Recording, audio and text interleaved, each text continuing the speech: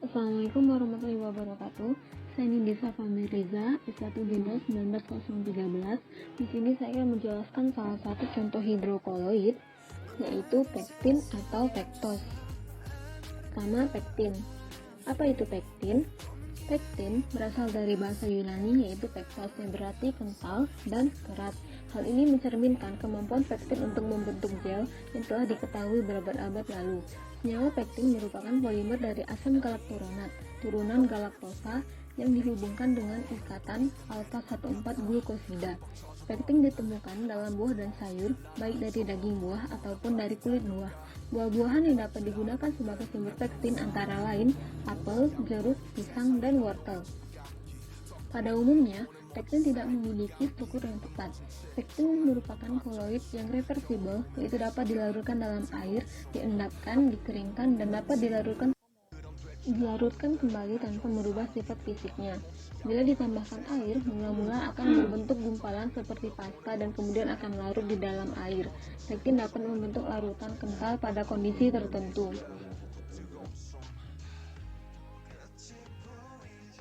Pada gambar 2 dan 3 di atas ditunjukkan terdapatnya molekul-molekul gula netral seperti ramnosa, galaktosa, dan arabinosa, dan sedikit gula lain. Struktur dari homogalacturonic acid atau smooth region, dan pada struktur cabang yang besar biasanya disebut hairy region. Di galacturonic acid residues banyak berbentuk molekul di dalam blok dari smooth regions dan hairy regions.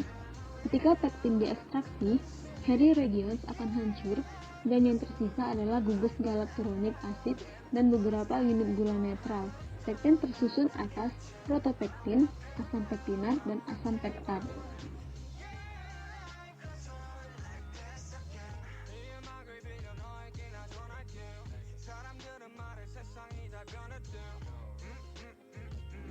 Ekstraksi pektin dari buah. Ekstraksi adalah proses perpindahan suatu zat atau solut dari larutan asal atau padatan ke dalam pelarut tertentu. Ekstraksi merupakan proses pemisahan berdasarkan perbedaan kemampuan melarutnya komponen-komponen yang ada dalam campuran. Secara garis besar, ekstraksi dibedakan menjadi dua macam, yaitu ekstraksi padat cair atau leaching dan ekstraksi cair-cair. Ekstraksi pada cair atau leaching adalah proses pemisahan solut dari padatan yang tidak dapat larut yang disebut inert. Dua langkah utama dalam proses ekstraksi pada cair yaitu kontak antara padatan dan pelarut serta pemisahan larutan dari padatan inert.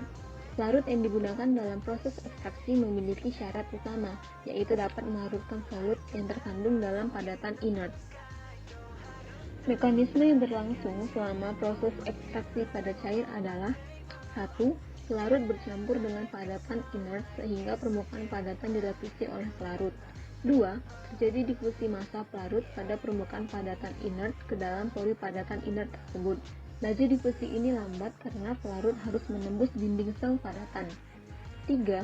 Solut yang terdapat dalam padatan melarut dalam pelarut. 4.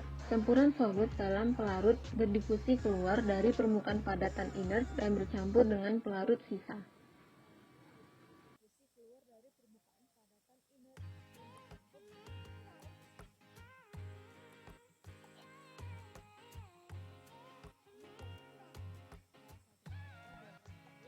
Ini merupakan salah satu contoh diagram alir proses pembuatan pektin dari buah labu kuning dan jeruk siam.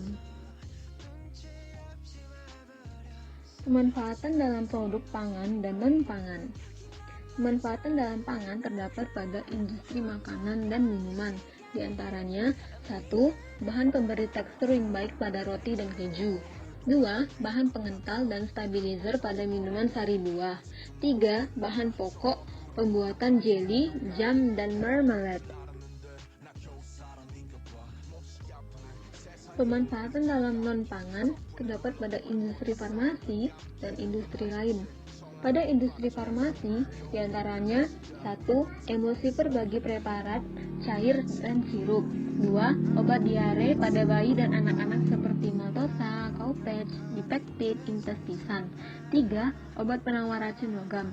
4. Bahan penurun daya racun dan penambah daya larut obat-obatan sulfa. 5. Bahan penyusun percepatan penyerapan bermacam-macam obat. 6. Bahan kombinasi untuk memperpanjang kerja hormon dan antibiotik. 7. Bahan pelapis perban atau pembalut luka untuk menyerap kotoran dan jaringan yang rusak atau hancur sehingga luka tetap bersih dan tetap sembuh. 8. Bahan homostatik oral atau injeksi untuk mencegah pendarahan.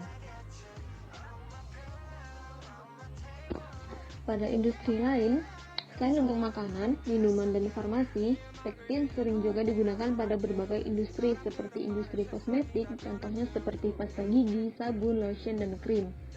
Baja dan perunggu, pektin, karet, creaming, kening agent, plastik, tekstil, bahan sintetis, serta film nitropektin.